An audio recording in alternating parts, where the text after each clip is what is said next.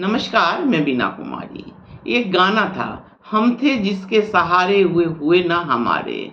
यानी जिस न्यायपालिका के सहारे देश की आम जनता थी, वह न्यायपालिका ही आज कटघरे में खड़ी है। तो जनता करे तो करे क्या? सरकार एनजेएसी यानी राष्ट्रीय न्यायिक नियुक्ति आयोग के गठन पर बल दे रही है।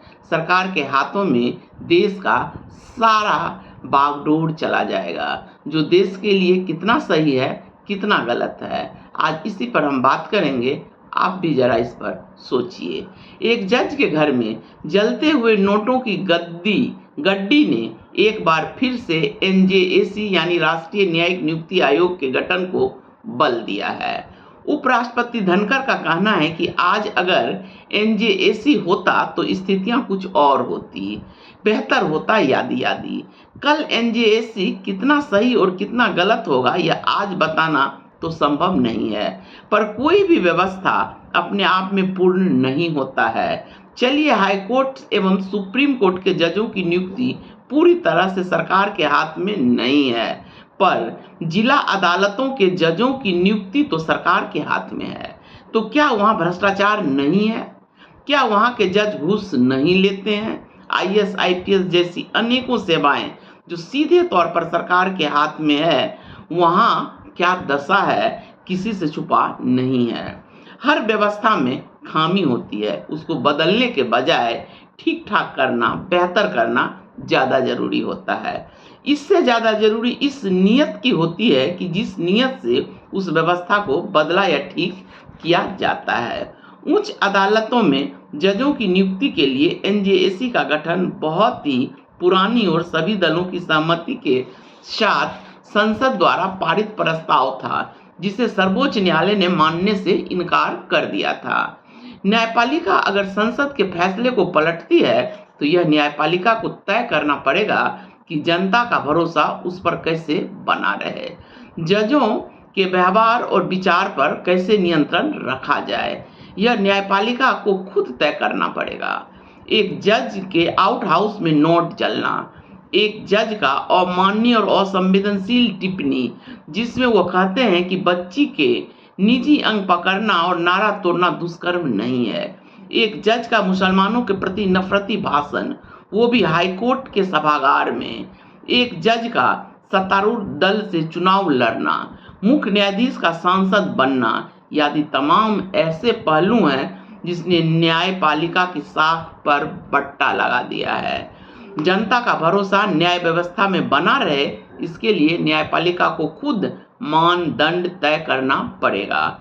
आंतरिक जांच समिति की रिपोर्ट को सार्वजनिक करना चाहिए। दोषी पाए जाने वाले आपराधिक मुकदमा एवं सजा का प्रावधान होना चाहिए। आज तक किसी भी जज को सजा नहीं हुआ है, तो स्वाभाविक जनता राजनेताओं और नौकरशाहों की तरह जजों को भी शक की नजर से देखती है। जजों को साजिश से बचाया जाना आवश्यक है, पर उससे भी ज्यादा जरूरत इस बात की है कि न्यायपालिका का भरोसा बचाया जाए। उसको अपनी स्वायत्तता और स्वतंत्रता की सीमा तय करनी होगी। अगर न्यायपालिका अपने आप में सुधार नहीं लाती है तो स्वाभाविक है राज सत्ता एनजेएसी लाएगी, जो कम से कम लोकतंत्र के लिए सही नहीं होगा। सरकार के हाथों में सब कुछ होना, या कहिए प्रधानमंत्री के हाथ में सब कुछ होना, देश को कहां ले जाएगा। अब प्रधानमंत्री तानाशाह हो जाएं, वह चुनाव आयुक्त की तरह मुख्य न्यायाधीश और न्यायाधीश नियुक्त करने लगेगा। उस परिस्थिति में लोकतंत्र और न्यायपालिका की क्या हालत होगी। आज कोई भी नौकरशाह के पास सरकार के खिलाफ नहीं जाने या की साहस नहीं है, कारण उनका पद और पदोन्नति है। अगर कल्पना कीजिए एमजेसी के बाद जज भी आईएएस की तरह सरकार की हाँ में हाँ मिलाने लगेंगे तो जनता के पास क्या विकल्प रह जाएगा। आज मोदी के समर्थकों को एनजेसी सही लग रहा है कि वह सब कुछ मोदी करेंगे। उनके हाथ में जज का रहना चाहिए ताकि सारा फैसला अपने मन मुताबिक हो सके। उनसे एक सवाल है कि कल अगर राहुल आ गए तब क्या होगा। राहुल अपने मन के विपरीत फैसला लेने लगेंगे। इसलिए मेरा मानना है कि व्यक्ति नहीं, व्यवस्था महत्वपूर्ण है। व्यवस्था को ठीक करना जरूरी है। जस्टिस वर्मा के घर किसी ने जानबूझ कर पैसा रखा ताकि उनका छवि खराब हो या उनका भ्रष्टाचार का पैसा था, यह तो जांच के बाद पता चलेगा। परंतु इतना तो सत्य है कि इस कांड के बहाने एनजेएसी लाने के आपदा में अवसर ढूंढा जा रहा है, जो सीधे सीधे न्यायपालिका की स्वायत्तता को चुनाव आयोग की श्रेणी में ला देगा। बस यही पहल एक शंका को जन्म दे रहा है कि हो न हो एक जनमत बनाने के लिए जस्टिस वर्मा को फंसाया जा रहा है।